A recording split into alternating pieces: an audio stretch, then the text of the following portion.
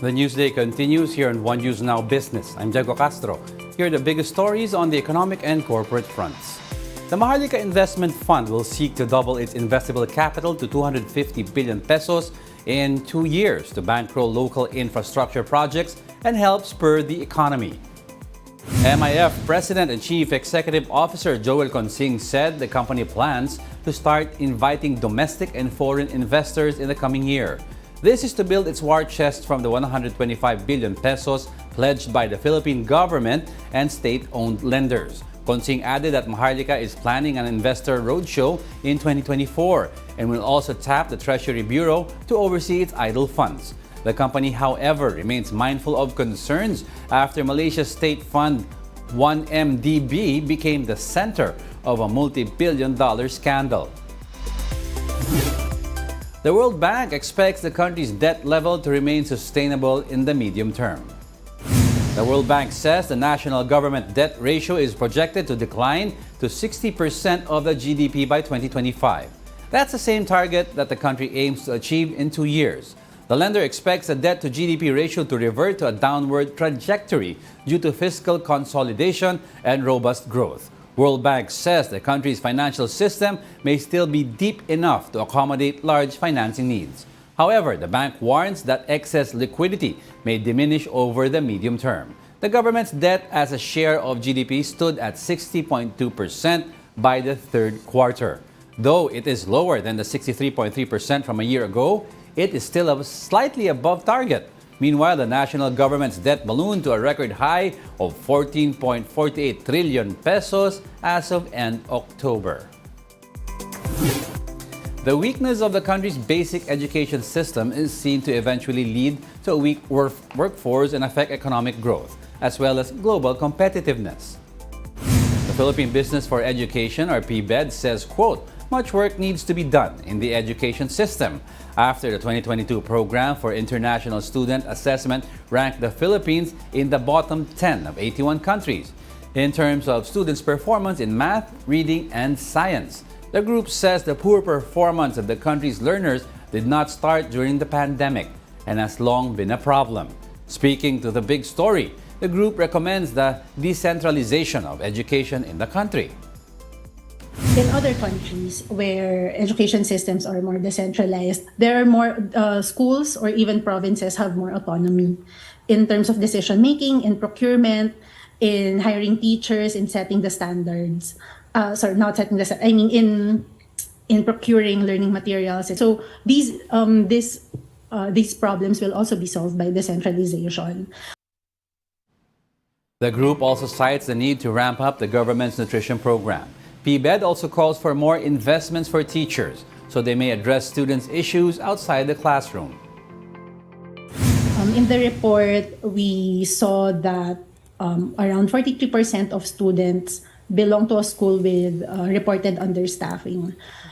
And at the same time, we're highest in bullying and feeling lonely. Hopefully, teachers will be more equipped and students' mental health issues will also be addressed. We'll be back with more stories after the break. Keep it here on One News.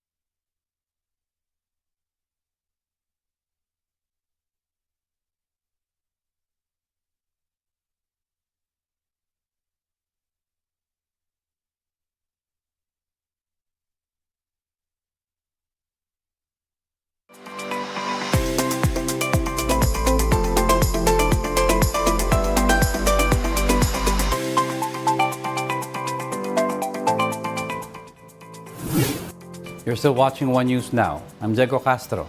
The Asian Development Bank has approved a $450 million loan to fund the country's universal health care program. In a statement, the ADB said the loan aims to strengthen health policy reforms in the Philippines, as well as improve Filipinos' access to medicine and health services.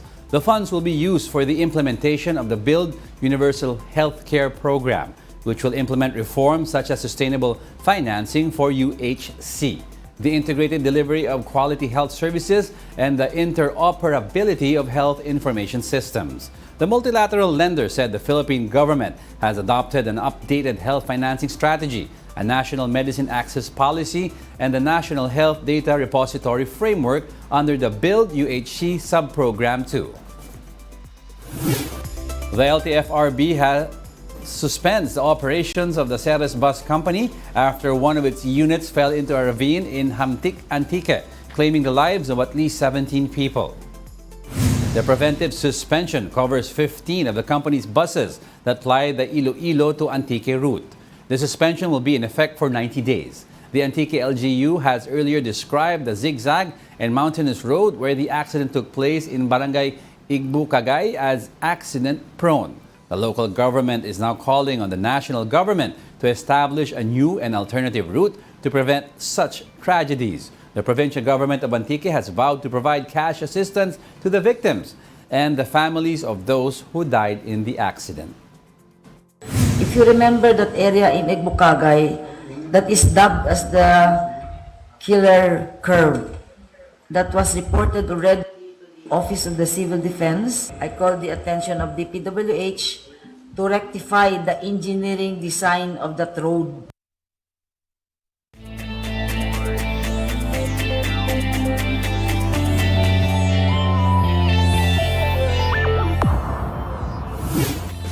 The De La Salle Green Archers are kings of UAAP men's basketball once again after a thrilling Game 3 victory over the UP Fighting Maroons. Marty Bautista has the report. That's the last shot.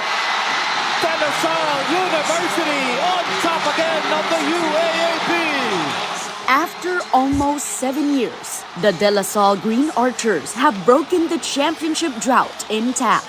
In front of more than 25,000 UAAP alumni and fans in the Smart Araneta Coliseum, the two teams went back and forth in a fast-paced first quarter, with La Salle grabbing a 1-point lead to end the first. UP would then mount a small run to build the lead as much as 7 points in the second quarter.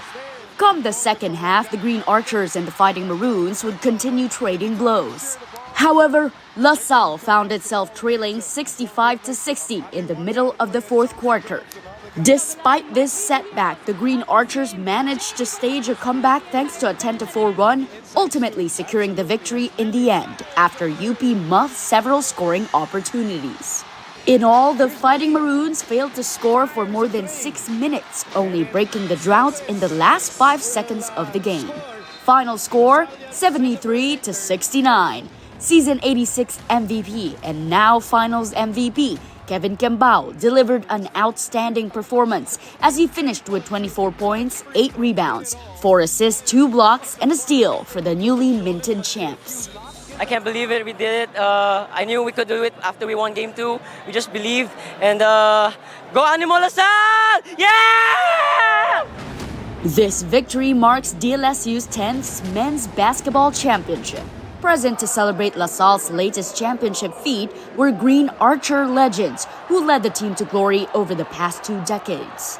This includes Jeron Teng, who led the Green Archers in their last UAAP championship back in season 79.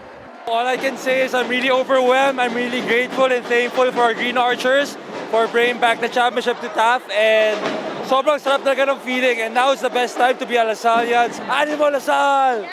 With many firsts, Coach Topex Robinson became emotional as he now holds his very first UAAP championship. I guess putting your name in that list is really an honor for me.